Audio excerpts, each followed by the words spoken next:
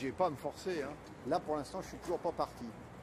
C'est-à-dire, par exemple, quand je pars sur l'aller-retour sur l'Atlantique à la rame, d'Amérique du Nord, maintenant je me connais, heureusement, à 58 ans un petit peu, je suis sur le ponton du départ, 145 jours, hein, je pars en mer Atlantique Nord, et je vois que ma tête change.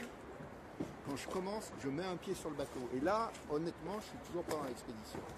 Et c'est pour ça. Alors, c'est un avantage extraordinaire, mais c'est aussi un point faible. Il faut absolument que j'ai une équipe avec moi, suivant les expéditions, qui prépare le matériel, qui organise, qui s'occupe de la logistique. Et c'est la même chose au retour. Je mets le pied à terre d'une expédition, par exemple Passage Nord-Ouest, et c'est déjà, je suis déjà dans la suivante.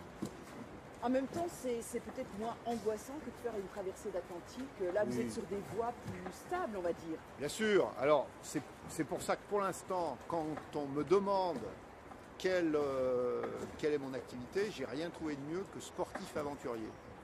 Parce qu'effectivement, de temps en temps, il y a de très grandes aventures. Passage Nord-Ouest, sur ce bateau, 165 jours dans les glaces, attaqué par un ours blanc, soulevé par une baleine, attaqué par des morses, des conditions épouvantables, je fais des loopings, je me fais bloquer l'an dernier par les glaces, je suis obligé de faire demi-tour. Mais aussi, j'adore le sport. Je cours sur Ultra Trail, sur Ironman, en ski alpinisme. Il y a encore un mois, j'étais sur des courses de freeride à ski. Alors là, donc là, on va dire, là c'est à mi-chemin, si on peut dire. C'est de l'aventure, mais c'est aussi du sport. Là, en tous les cas, qu'est-ce que vous pourriez rencontrer comme obstacle? Pas d'ours blanc déjà, pas une de péniche, par exemple, tout à l'heure, en traversant la Seine. Mais non, bon, c'est du sport avant tout, mais c'est aussi quand même de l'aventure. D'abord, c'est merveilleux, hein, donc d'un point de vue nature, tout le parcours est extraordinaire. Ce parcours se fait intégralement sur l'eau. J'emprunte la Manche, l'Atlantique. Donc il faut avoir le bateau, il faut avoir les autorisations, il faut organiser le dispositif, puis c'est quand même 5 mois de rame. Et puis des conditions de rame différentes entre la mer, les fleuves, les canaux. Voilà, il fallait trouver le bon compromis pour ce qui est du bateau lui-même, pour avoir un bateau qui avance assez vite, qui n'est pas de tirant d'eau, parce que par moment j'emprunte des cours d'eau où il n'y a absolument pas d'eau, donc là il est à fond plat, hein, je peux le tirer, hein, je peux avoir 5 cm d'eau et ça passe.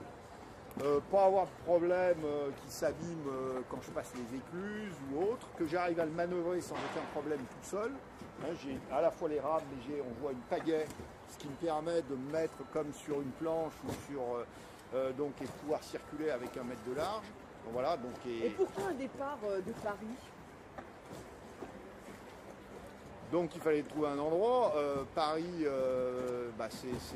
oui, j'aurais pu partir d'ailleurs. Hein. Donc le Tour de France, l'objectif c'est quand même de le faire dans la continuité. Point important, même quand j'ai commencé à m'intéresser au projet, au début j'étais pas convaincu qu'on puisse faire un vrai Tour de France dans sa continuité. Et on peut le faire en étant en permanence sur l'eau.